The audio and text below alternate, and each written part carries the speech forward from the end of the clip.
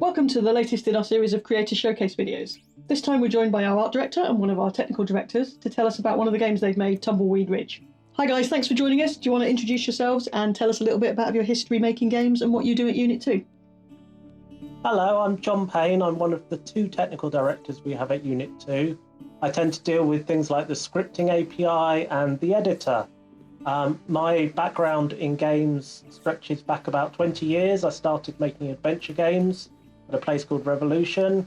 I joined Core Design, and then I joined Sega, where I first met Lucy. We've worked together a couple of times since, and before Unit 2, I was at a place called Radiant Worlds. Hi, I'm Lucy. I'm the art director at Unit 2 Games. I work with a small, very talented team of artists. We put together the look and feel and style of the Crayta universe. I've also been in games for about 20 years and started at Codemasters, along with half of the games industry, I think, and worked at Sega, Gusto, and Unit 2 Games. So tell us about Tumbleweed Ridge. It's one of the games that you guys have put together for Crayta for launch.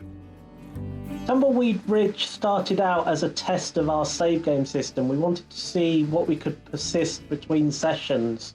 One of the issues with doing a sort of always-on multiverse style of multiplayer is that it's hard to really carry stuff forward from one play to the next.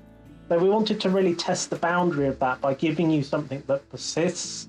And the obvious thing to do was to give you a farm where you could place crops down, and then they would, while you were doing whatever else you wanted to do in the world, playing other Crayta games or just offline or whatever, the plants would grow and you could come back later and pick them. So it started off as a very soft, nice example of the save game API, and it sort of developed into quite a nice world once Lucy joined in and started putting art to it. It was a long time in the making as well, wasn't it? Because it started off with like vending machines, and I think we had like a spade, and that was about it. And as we built props throughout the years, that we could then build like full scale farming.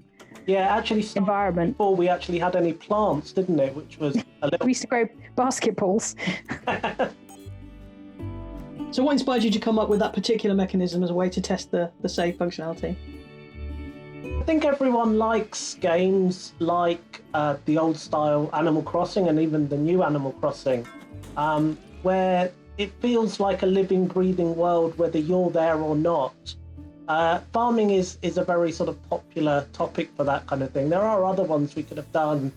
We thought about a sort of sim-style house, but there's something very charming about a farm environment. It evokes quite a nice atmosphere for people. It was really nice to build those levels as well, because you want a really nice ambient experience. So we added some really lovely music from Matt Black and just made it as pretty as possible. Gave each corner of the farm area its own sort of look and feel. So one's foresty and one's rocky and one's lakeside. And it was a lovely game to build.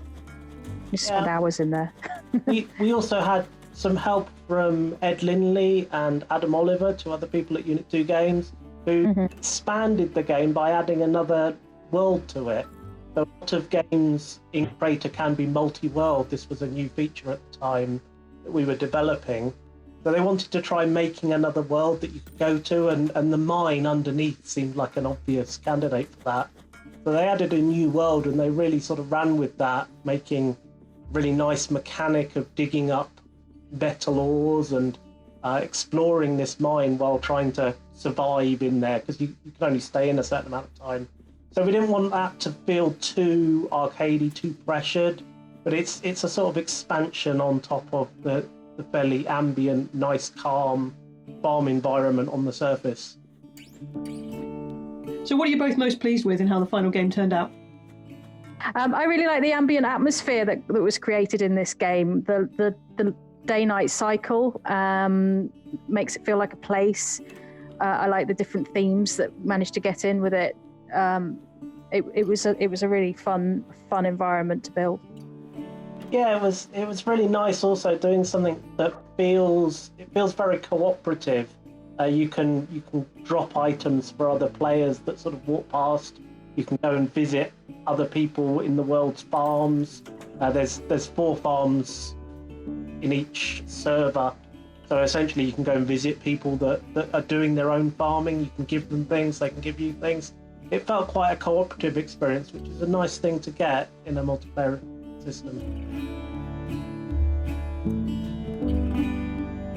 That's great. Thanks to John and Lucy for introducing us to Tumbleweed Ridge today. You'll be able to play that one as soon as Crayta launches this summer, exclusively on Stadia. In the meantime though, make sure you check out the rest of our Creator Showcase videos to find out about some of the other games you'll be able to play then too. And remember to subscribe to the channel to stay updated with all the Creator news and get alerts for our twice weekly live streams.